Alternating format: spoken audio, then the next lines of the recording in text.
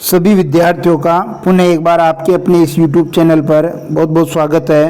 प्यारे बच्चों, pre board परीक्षा 2022 का हिंदी साहित्य विषय कक्षा 12 का हम पेपर देख रहे हैं। ये प्री बोर्ड परीक्षा का पेपर है और इसकी PDF मैंने आपको पहले ही उपलब्ध करवा दी है, 2-3 दिन पहले आपने इसको हल कर लिया होगा। आज के इस वीडियो में मैं इस पेपर का हल बताने वाला हूँ, इसलिए वीडियो को अंत तक देखना है, पूरा समझना है। और यदि आज इस YouTube चैनल से जुड़े हैं, पहली बार वीडियो देख रहे हैं, पहली बार चैनल पर आए हैं, तो इसको सब्सक्राइब करना न भूलें। 5 मॉडल पेपर अनिवार्य हिंदी साहित्य के बना करके हल करवाने का मेरा टारगेट है, जो निश्चित ही परीक्षा से पहले हम पूरा कर लेंगे। देखिए, ये पहला अपना अपठित गद्यांश वाला प्रश्न था। इसके जो प्रश्न पूछे गए थे उनके उत्तर देख लेते हैं। उपयुक्त गद्यांश का शीर्षक क्या है, ये आपने PDF डाउनलोड करके अच्छी तरह से देख लिया होगा। तो उपयुक्त गद्यांश का शीर्षक है भाषा और भारत देश। स वाला ऑप्शन इसमें सही हो जाएगा। दूसरा प्रश्न देखिए, औपनिवेशिक शब्द में प्रत्यय कौन सा है। औपनिवेशिक शब्द में इक प्रत्यय आ रहा है, ऑप्शन नंबर ब सही हो जाएगा। फिर तीसरा देखेंगे, किस देश का चरित्र औपनिवेशिक बन जाता है। 4 ऑप्शन इसमें दे रखे हैं, जिसमें से ऑप्शन नंबर स बिल्कुल सही है कि जो देश भाषिक रूप से गुलाम है वह औपनिवेशिक चरित्र वाला बन जाता है। ऑप्शन नंबर स सही है। फिर आगे चौथा प्रश्न देखेंगे, हिंदी को राष्ट्रभाषा किसने घोषित किया। तो गद्यांश को पढ़ने पर अपने को पता चलेगा कि हिंदी को राष्ट्रभाषा महात्मा गांधी ने घोषित किया। 5वां, कौन लोग भारतवर्ष को फिर से विभाजन के कगार पर जरूर पहुंचाएंगे।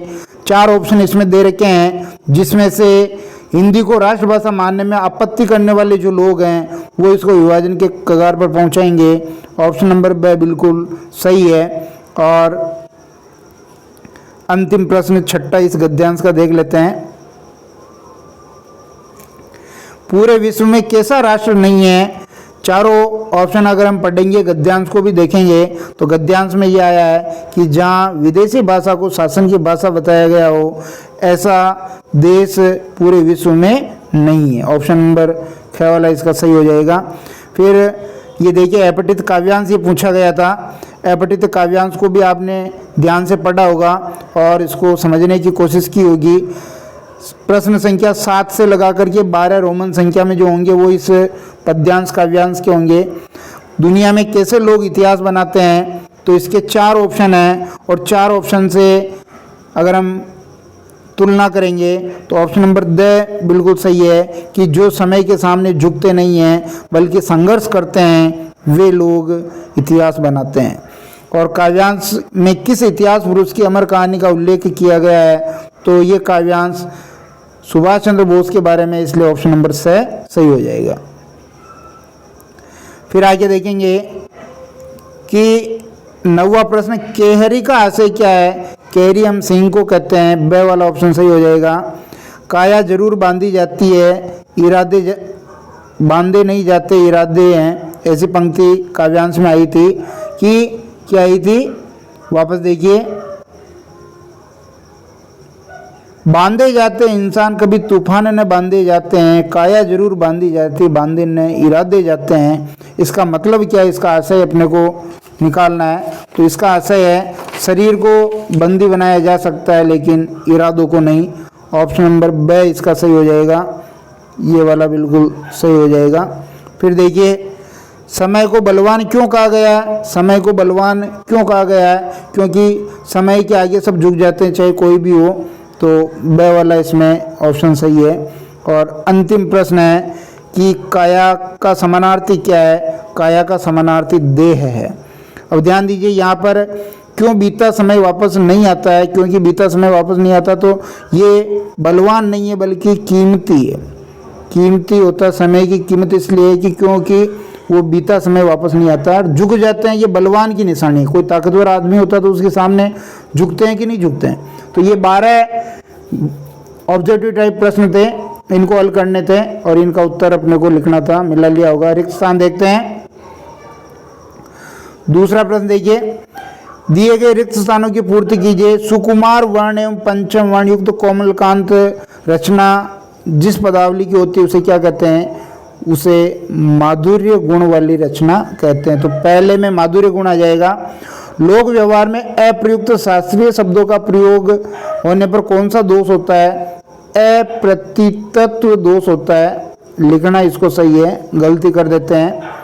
तीसरा देखिए, सोरठा छंद के प्रथम और तृतीय चरण में खालिस्तान मात्राएं होती है और दूसरे चौथे चरण में खालिस्तान मात्राएं होती है। तो ध्यान दीजिए कि 13-11 तो होती है दोहे में, ये सोरठा दोहे का उल्टा होता है। तो 11-11 मात्राएं यहाँ होती है और 13-13 मात्राएं यहाँ पर होती है। 13-13 मात्राएं यहाँ होती है।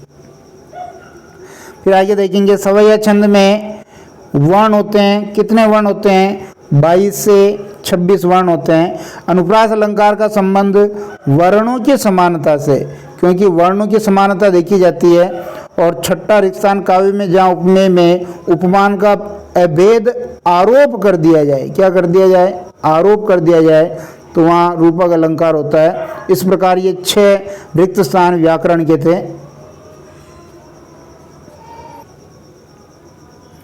फिर देखिए प्रश्न संख्या 3 में ये 12 एक-एक नंबर के प्रश्न हैं। उपमा अलंकार का एक उदाहरण लिखना है। तो पीपल पात सरिस मन डोला, सरिस मन डोला, ये पीपल पात सरिस मन डोला, ये उपमा अलंकार का उदाहरण हो गया। फिर देखिए श्लेष अलंकार की परिभाषा लिखनी है।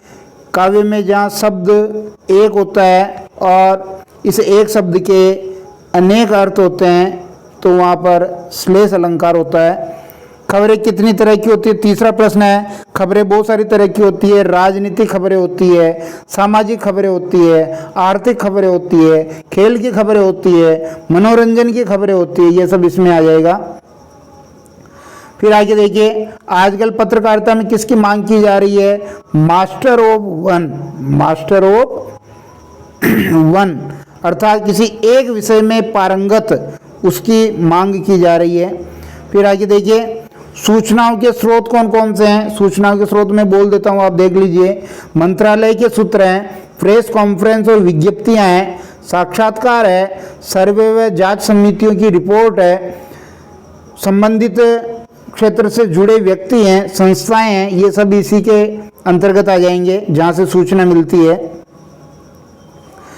उपाध्याय जी के अनुसार मिर्जापुर शब्द का अर्थ क्या है? तो देखिए मीर का मतलब तो हो गया मीर का मतलब तो हो गया समुद्र, और जा का मतलब हो गया जन्मी, यानी समुद्र में जन्मी, ऐसा पूर कहते हैं नगर, तो इसलिए इसको कहा गया लक्ष्मीपुर, क्योंकि लक्ष्मी का भी जन्म कहाँ से हुआ?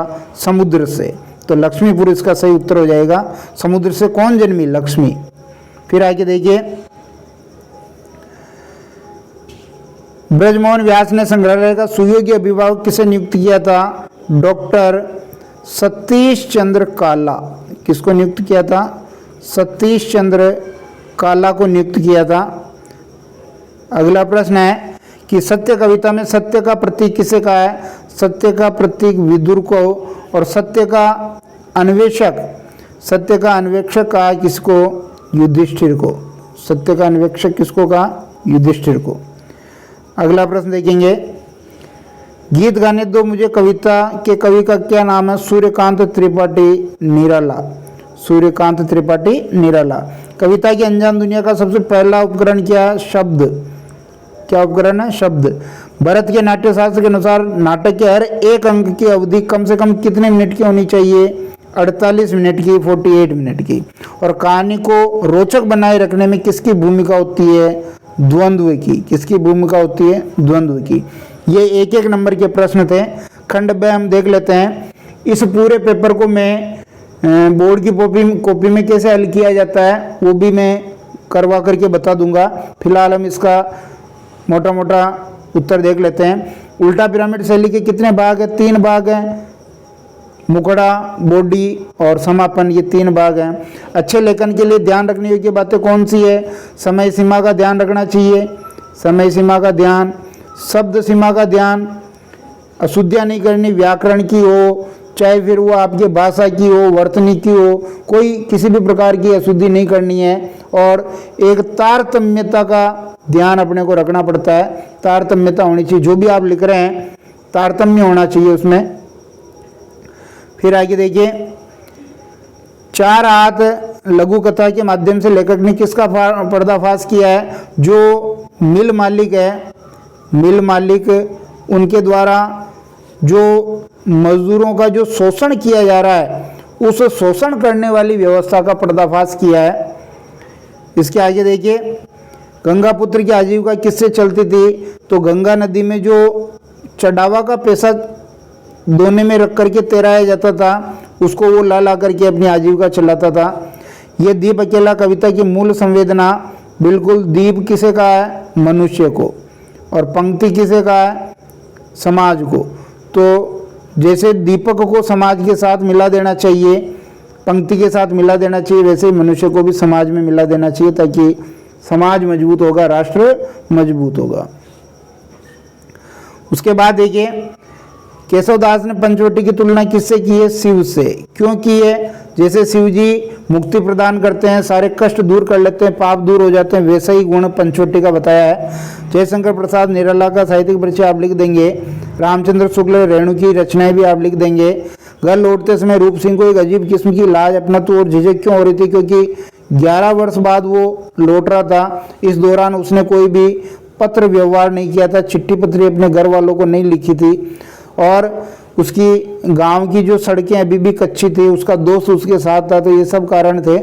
फिर देखिए आगे, अजीब होते हैं ये पहाड़ी लोग, ये किसने कहा? ये रूप सिंह ने कहा था, क्योंकि जो लड़का था शैला का, उसने एक बड़े पत्थर को अपने आप ही हटा दिया था, तब रूप सिंह ने अपने मित्र को ये बात कही थी। फिर आगे देखिए, मालवा के बारे में कौन सी उक्ति कही गई? क्यों? मालव धरती गहन गंभीर, डगडग रोटी पग नीर, या पग रोटी डगडग नीर, वो उक्ति है क्योंकि मालवा में किसी चीज़ की कोई कमी नहीं है, हमेशा समृद्ध रहा है, वर्षा खूब है, नदियाँ खूब है, तो ये कारण लिख देंगे। सूरदास ने कितने रुपए इकट्ठे किए थे? 500 रुपये। और क्या करवाना चाहता था? 3 काम करवाना चाहता था। मिठुआ की शादी करवाना चाहता था, पितरों का पिंडदान करना चाहता था, और एक कुआं बनवाना चाहता था। इसके बाद देखिए, खंड 6 में ये निबंधात्मक प्रश्न है, इनके उत्तर भी आप देखेंगे अच्छी तरह। ये देखिए, जहाँ कोई वापसी नहीं वहाँ से ये लिया गया है। विकास चाहे कितना ही हो जाए, लेकिन वहाँ से विस्थापन की समस्या के कारण ये प्रश्न का उत्तर बनेगा। प्रेम के लिए किसी भी निश्चित व्यक्ति, स्थान और स्थिति का होना आवश्यक नहीं है। ये जो दूसरा देवदास है, उस कहानी से ये प्रश्न है। बनारस कविता में प्राचीनतम शहर बनारस के सांस्कृतिक वैभव के साथ ठेठ बनारसीपन पर भी प्रकाश डाला गया। ये भी लिखना है, किस तरह पूजा आरती वगैरह सब होते हैं। एक कम कविता की मूल संवेदना लिखनी है। आज़ादी के बाद जो ओडाओड मच गई है, गलत तरीका अपना करके लोग आगे बढ़ना चाह रहे हैं, तो ये मूल संवेदना आप लिखेंगे। ये फिर आपके वितान जो पुस्तक है, ये आपके वहाँ से प्रश्न आ गया कि हमारे आज के इंजीनियर समझते हैं कि वे पानी का प्रबंध जानते हैं, और पहले ज़माने के लोग कुछ नहीं जानते थे, क्योंकि ज्ञान तो पश्चिम के रिनेसा के बाद आया है, इसको स्पष्ट करना है। तो हमारे जो भोज और मुंज जो राजा थे, जो मालवा की धरती पर खूब उन्होंने तालाब बनवाए और नदियाँ का पानी रोक करके उन्होंने उसका महत्व समझा था। पहाड़ों में जीवन अत्यंत कठिन होता है, आरोहण कहानी के आधार पर आपको इसको स्पष्ट कर देना है। ये 2 व्याख्याएं हैं, एक तो तुलसीदास की कवितावली से है,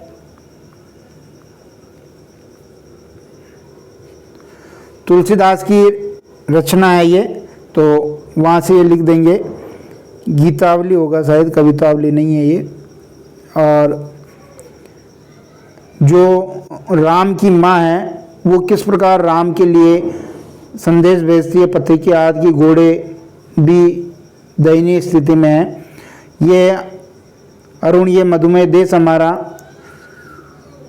चंद्रगुप्त नाटक से ये लिया गया है, जयशंकर प्रसाद के, आप इसमें लिखेंगे।